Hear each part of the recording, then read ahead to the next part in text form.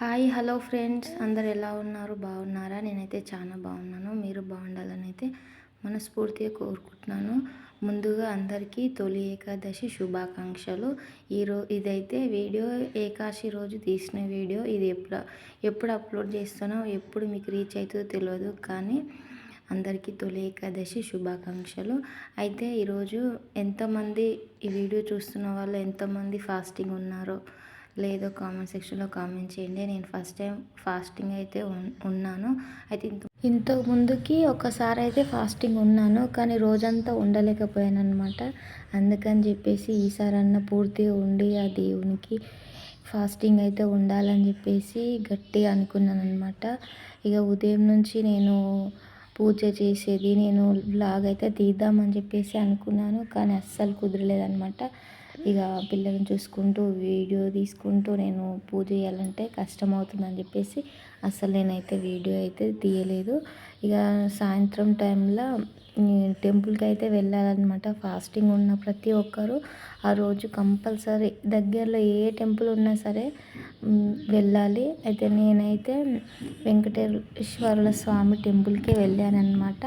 అయితే తొలి ఏకాదశి అంటే ఏమిటనేది మాకు కూడా ఇంతవరకు తెలియదు అనమాట. ఇప్పుడిప్పుడే అన్నీ తెలుసుకుంటున్నాను. ఏంటంటే ఏకాదశి అంటే దేవునికి పూజ చేయడం, లేకపోతే ఫాస్టింగ్ ఉండడం ఇట్లానే తెలుసు అనమాట. ఇక నేను తెలుసుకొని నాకు తెలిసే విధంగా మీకు ఇప్పుడైతే చెప్తాను.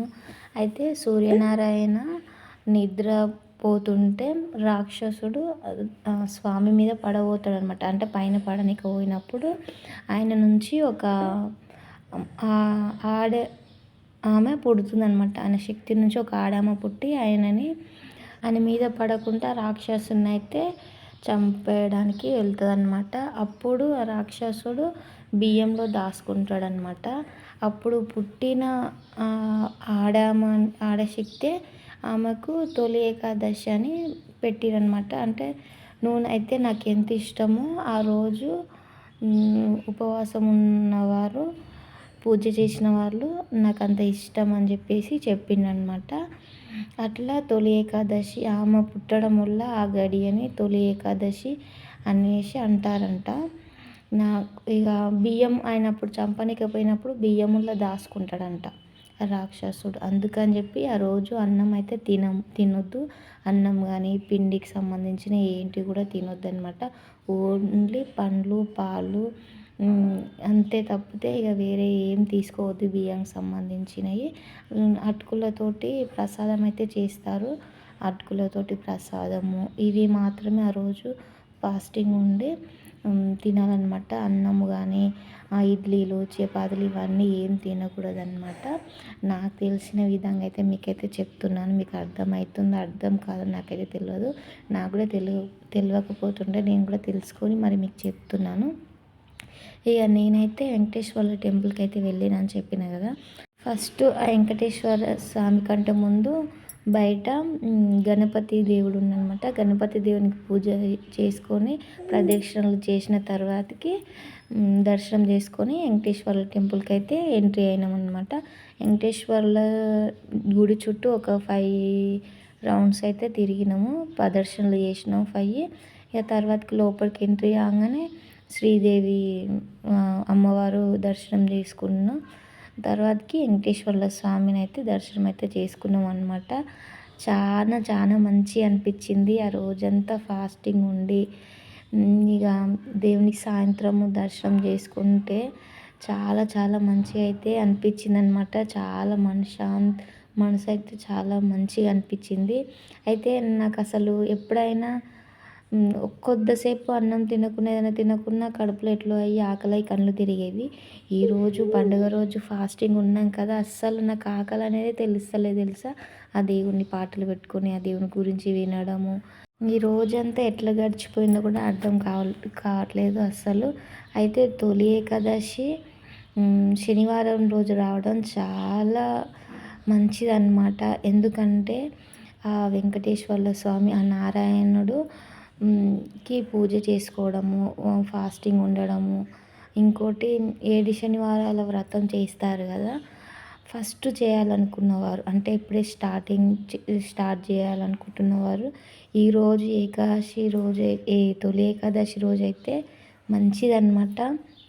అందుకనే ఫాస్టింగ్ చేసుకుంటూ ఆ దేవునికి 7 శనివారాల వ్రతం ఈరోజు స్టార్ట్ చేస్తే చాలా మంచిగా ఉంటుంది. అలాంటి వాళ్ళకు ఈరోజు ఎంతో మంచిదన్నమాట. ఎందుకంటే ఫాస్టింగ్ ఉన్న వాళ్ళకు ఈ వెంకటేశ్వర స్వామి వ్రతం అన్నీ కలిసి వస్తాయి కదా. అందుకని శనివారం రావడం ఎంతో గొప్ప విశేషం. ఇలా ఎప్పుడు వస్తుందో చాలాసార్లు అస్సలు రాదంట. ఎన్నేళ్ళకో ఒకసారి అయితే వస్తుందంట. అందుకని చెప్పేసి నేను ఆ వెంకటేశ్వర స్వామి వ్రతం కూడా 7 శనివారాల వ్రతం చేయాలనుకున్న వారికి దేవుని దయ ఎప్పుడు ఉంటుందని చెప్పేసి నేనైతే మనస్ఫూర్తిగా కోరుకుంటున్నాను. అలానే నా అనుకునే వాళ్ళు కూడా ఎప్పుడు సంతోషంగా ఉండాలి, అందులో నేను కూడా మంచిగా ఉండాలని చెప్పేసి ఆ దేవుని అయితే మనస్ఫూర్తిగా కోరుకొని బయటకైతే వెళ్ళినాం అనమాట. అయితే వీడియో ఆ దేవుణ్ణి తీయొద్దు కాబట్టి నేను అక్కడ మామూలుగా బయట మేము చుట్టుపక్కల తిరిగిన ప్లేసెస్ అదే చూపించాను కానీ ఆ దేవుడైతే తీయలేదన్నమాట. ఎందుకంటే అసలు గుడిలోకి అలో లేదు. కానీ నేను మామూలుగా చూపిద్దాము చుట్టుపక్కల అన్నట్టు తీసినాను అంతేను. అయితే దానికి వెంకటేశ్వరి టెంపుల్కి గుడి ఎదురుగా గరుడ వాహనం ఉంటుందన్నమాట. వెంకటేశ్వర స్వామి వాహనము అక్కడ కూడా దర్శనం అయితే చేసుకున్నాము. వీడియో అలో లేదు కాబట్టి ఫోను నేనేదో మామూలుగా లోపల అంత మామూలుగా తీసుకొని వచ్చిన. అసలు దేవుని అయితే ఫోటో కానీ వీడియో కానీ తీయనియరు లోపల. నేనైతే కొంచెం మామూలుగా బయటనే తీస్తున్నాను అనమాట. బయట ప్లేసెస్ పార్క్ కూడా ఉంటుంది కదా అట్లా.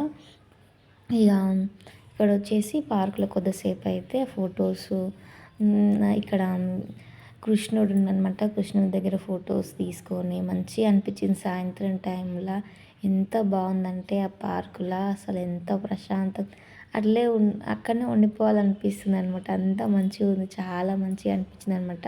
పార్క్ కూడా చాలా పచ్చగా చాలా మంచిగా ఉంది. అక్కడ కొన్ని ఫోటోలు దిగి అక్కడనే ప్రసాదం తీసుకొని తినేసి కొద్దిసేపు కూర్చొని అయితే వచ్చినాం అనమాట. అయితే ఇట్లా పండుగ రోజు ఏ టెన్షన్స్ లేకుండా ఏ బాధ లేకుంటే ఆ దేవుణ్ణి తలుచుకుంటూ మనసు ప్రశాంతంగా ఉంటుంది. అబ్బా చాలా ఈ జీవితానికి ఇది అన్నంత మంచిగా అనిపిస్తుంది అనమాట. అంతకు మించి మనకి ఏం కావాలి చెప్పు. ఫస్ట్ మనసుకి మనశ్శాంతత ముఖ్యం కదా. ఈ పండుగలు వచ్చినప్పుడు ఇట్లా వారానికి ఒక్కసారన్నా టెంపుల్కి అయితే వెళ్ళాలన్నమాట. టెంపుల్ ఉన్నంత మనశ్శాంతి ప్రశాంతత ఎక్కడ ఉండదు. ఆ దేవుని దర్శనం చేసుకొని మనకు మనసులో ఉన్న బాధలు కష్టాలు సుఖాలు అన్నీ దేవుడికి చెప్పుకొని మనం కొద్దిసేపు అక్కడ స్థలాన కూర్చొని ఆ బాధలన్నీ టెన్షన్స్ ఇంట్లో ఉన్న టెన్షన్స్ బాధలన్నీ మర్చిపోయి ఫ్రీగా ఉండగలుగుతాం అనమాట. అందుకని వారానికి ఒక్కసారన్నా ఆ దేవుని దర్శనానికి అయితే వెళ్ళేసి రండి. అప్పుడే మీ మనసు చాలా ప్రశాంతంగా అయితే ఉంటుంది. మేము వెంకటేశ్వర్ల టెంపుల్కి వెళ్ళిన తర్వాతకి ఇక్కడ సుబ్రహ్మణ్యం స్వామి అయితే ఉండనమాట. ఇక్కడ దర్శనం చేసుకుందామని చెప్పేసి నేను ఫస్ట్ టైము దర్శనం చేసుకున్నాను అనమాట సుబ్రహ్మణ్య స్వామిని.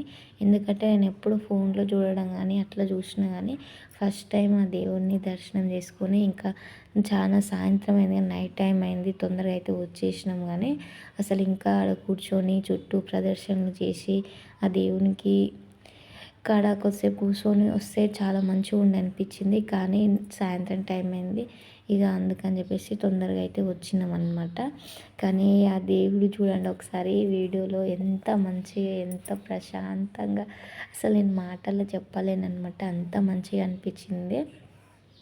ఇక్కడ అందరూ ప్రదర్శనలు చేస్తున్నారు. ఇక్కడ పుట్ట ఉందన్నమాట సుబ్రహ్మణ్య స్వామి గుడి ముందు. అక్కడ శివునికి నాగదేవతలకు అందరికీ ఇక్కడ ప్రదర్శనలు చేస్తున్నారు. పాలతోటి అభిషేకాలు చేస్తున్నారనమాట. మేమైతే దేవునికి అయితే మొక్కుకొని తొందరగా అయితే వచ్చేసినాము. ఇదన్నమాట వీడియో మీ అందరికీ తప్పకుండా నచ్చుతుందని అయితే అనుకుంటున్నాను. అయితే ఇది వెంకటేశ్వర దేవుని టెంపుల్ వెనకాల నుంచి అనమాట. అసలు ఎంత మంచిగా అనిపిస్తుంది చూడండి. గుడి చాలా బాగుంది కదా. గుడి ఎంత బాగుందో లోపల దేవుడు కూడా అంత బాగుండనమాట. అసలు తిరుపతిలో చూసినట్టు ఫీలింగ్ అనిపించింది. అంత మంచిగా ఆయనను చూసినట్టు అనిపించింది అనమాట. ఇక బయట ఇట్లా ఆయన ఫొటోసు కృష్ణునివి ఇవన్నీ అయితే ఉన్నాయి. ఇక వీడియోస్ తీసుకొని వచ్చేసినాం. ఇక ఇదనమాట వీడియో వచ్చేసి. నా వీడియో మీలో ఎంతమందికి నచ్చింది ఏంటనేది కామెంట్ సెక్షన్లో కామెంట్ చేయండి. అలాగే ఒక లైక్ చేయండి, షేర్ చేయండి, సబ్స్క్రైబ్ చేసుకోండి. మీరు సబ్స్క్రైబ్ చేసుకోవడం వల్ల నేను పెట్టిన వెంబటే వీడియో అయితే మీకు నోటిఫికేషన్ అయితే వస్తుంది. ఓకేనా. మీ సపోర్ట్ నాకు ఎప్పుడు ఉండాలని అయితే మనస్ఫూర్తిగా కోరుకుంటూ ఇంతటితో వీడియో అయితే ఆపేస్తున్నాను. ఓకేనా. Bye friends. ఇక నా గురించి మీకు ఏమైనా డౌట్ ఉన్నా ఏదైనా అడగాలన్నా కానీ మీరు తప్పకుండా కామెంట్ సెక్షన్లో కామెంట్ చేయండి. ఇదన్నమాట నా వీడియో వచ్చేసి. ఈరోజు ఫాస్టింగ్తో పాటు నా వెంకటేశ్వర్ల స్వామి వ్రతం చేసుకున్నాను, వెంకటేశ్వర్లను దర్శనం చేసుకున్నాను, అలాగే సుబ్రహ్మణ్యం స్వామిని కూడా దర్శనం చేసుకున్నాను అనమాట. ఇదన్నమాట మరో మంచి వీడియోతో మీ ముందుంటాను. ఓకేనా. Bye friends.